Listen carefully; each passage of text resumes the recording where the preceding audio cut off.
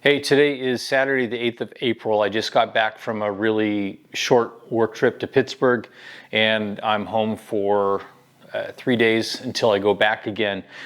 So today is actually going to be a pretty quick session. The only thing that I have remaining that I can do on the empennage kit while I'm still waiting for the back order parts is to do a little bit of riveting on the rear spar of the vertical stabilizer, attaching the reinforcement bar to that spar, being very careful not to cover up any of the holes that I'm going to need later. So that's what I'm going to do today. It's going to be really quick. Once that's done, I will Cleco that onto the vertical stabilizer assembly and put the rest of the empennage kit, or put it with the rest of the empennage kit into storage, because I spoke to Vans last week and we're there not expecting those backorder parts to be in until like June.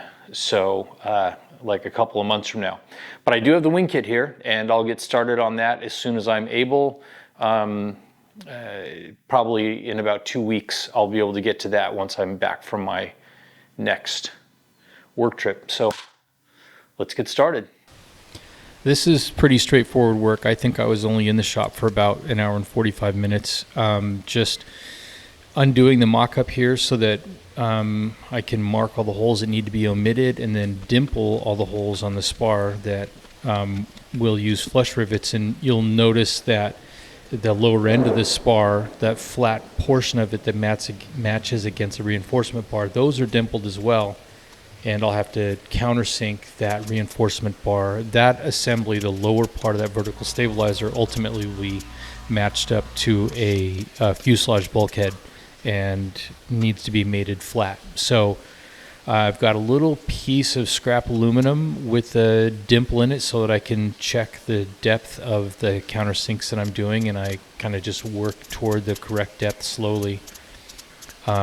There is a rule of thumb in the Vans plans that says that get it to the point where a rivet will go flush and then go 7 thousandths past that, which with this micro stop countersink cage, 7 thousandths is 7 clicks. So those all came out good. This kind of countersinking is much easier than what we'll get into in the main spars of the wing. Stay tuned. I just completed that work, and it is anxiety-inducing, to say the least. But once these are done with the countersinking, you see I've got a little wood block, and I don't know if you can tell. Damn, that's some lightning. I've got a little hole in that block of wood so that the pilot of the countersink can drop into that, and I can get a good countersink on it. So once this is done, I think I'll hit those countersinks with a little bit of primer, and while I'm getting ready for that, I'm kind of looking further into the plans to understand how that assembly ultimately will be drilled out, the lower portion of it, for the tail wheel version of RV-8, which is what I'm building.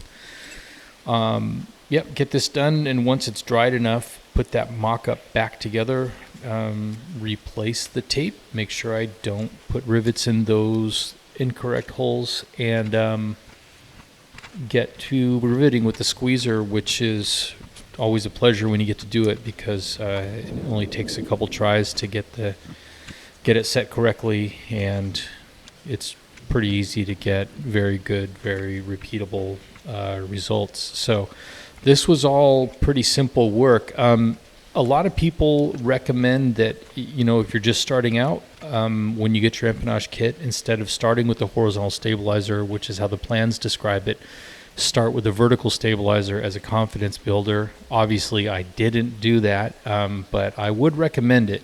It's not a complex part, and it's a good opportunity to just get comfortable with the building process and the tools that you have. So once this is done, I'll Cleco it on to the rest of the assembly and put it in the spare bedroom with the other parts that are just kind of waiting for back order parts. Yep, that's pretty much it for this one. exciting weather outside, I decided to leave the window open just because I like the sound of it. But yeah, thanks for watching. Like and subscribe, and I'll catch you on the next installment.